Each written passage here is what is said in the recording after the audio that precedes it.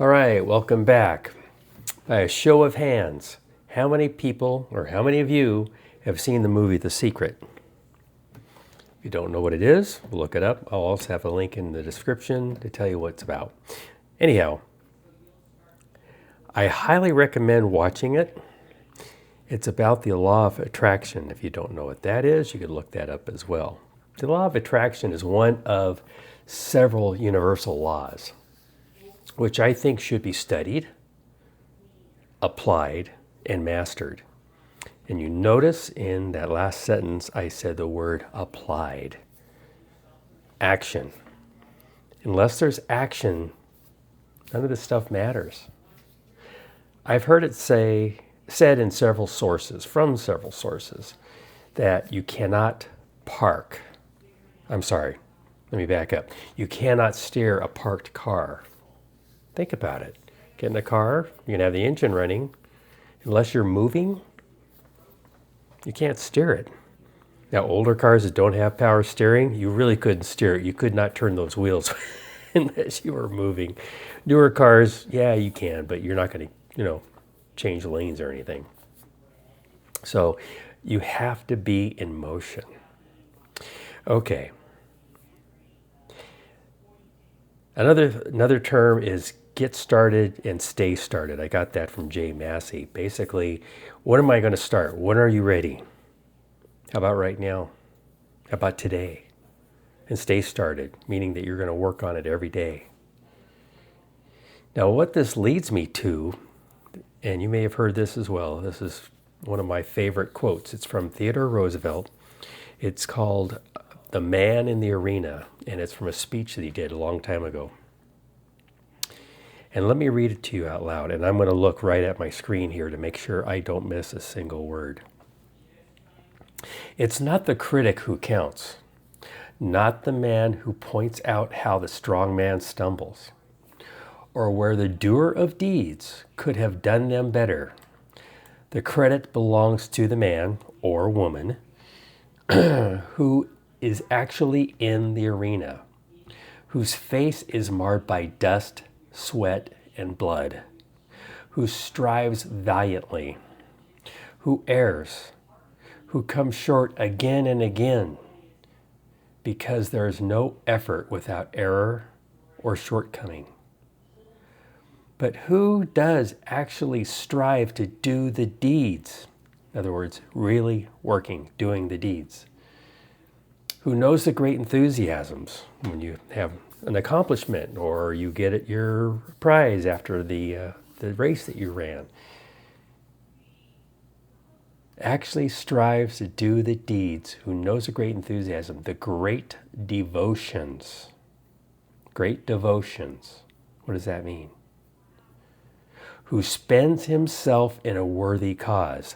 That is what purpose is about. What are you doing to go towards your purpose, your worthy cause? Again, without action, it doesn't matter. Who, at the best, knows the end of triumph of high achievement? If you work your butt off, say for instance in school, or there's a hard class and you're trying really hard to get an A in it, and you end up getting an A in it because you studied and you did everything that was required in that class, you have a reason to celebrate. Triumph of high achievement. Who at best knows in the end the triumph of high achievement, and who at worst, if he fails, at least he fails while daring greatly. Got a little bit more to say about that in a minute.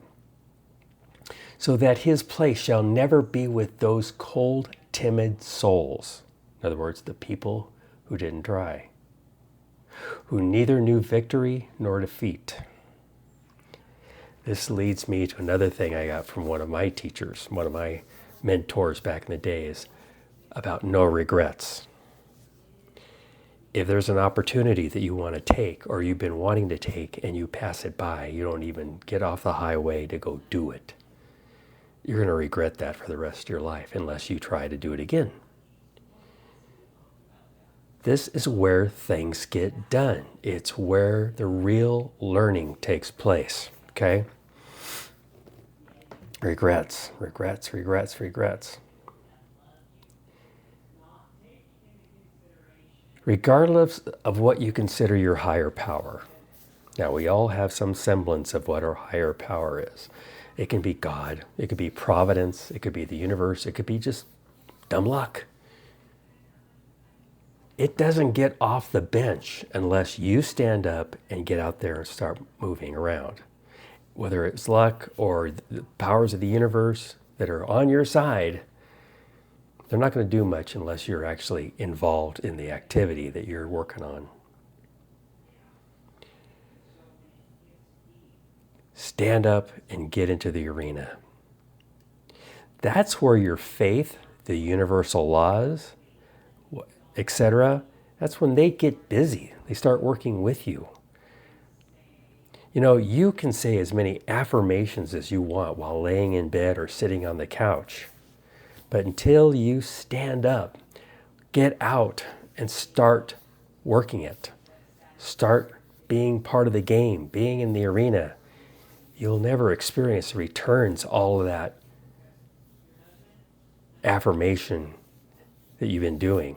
It won't give you much, or it won't give you hardly anything unless you're out there working it. So even though this isn't about the movie The Secret, which again, I highly recommend if you haven't seen it, action is also needed. Part of your recipe for your cake of life is you need to put action in there. Otherwise, it's not going to come out right. Let me get back to regrets.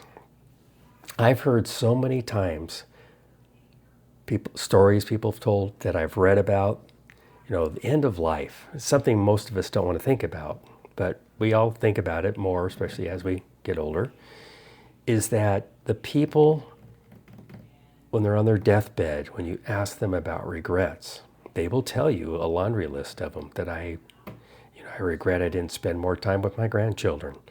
I regret not starting that business that I always told my spouse that I was going to start someday, and I never did. Now it's too late. It's better to try and fail than to not try at all.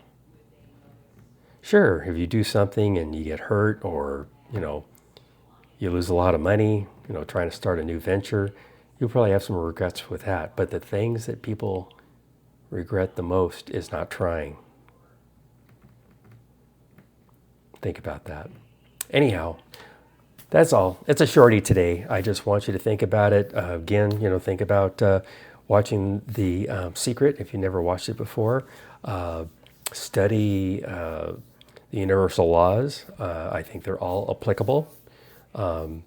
They sound really easy, but actually applying them is a lot of work. So it has to be studied, mastered, and applied.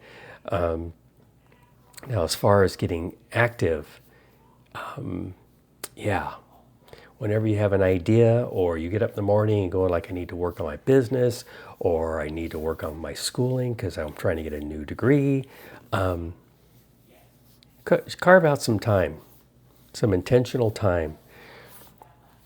That's what you're going to focus on. That's what you're going to work on and make some headway. And so by the end of the year, the end of the quarter, however you measure your what's the word I'm looking for? Not progress, not process. Your progress, you can look back and see that you've made some progress. You're moving forward. So get off the bench. Get out in the arena. Do it. All right. That's all for now. This is Donald Henderson. I'll see you in the next video. Take care.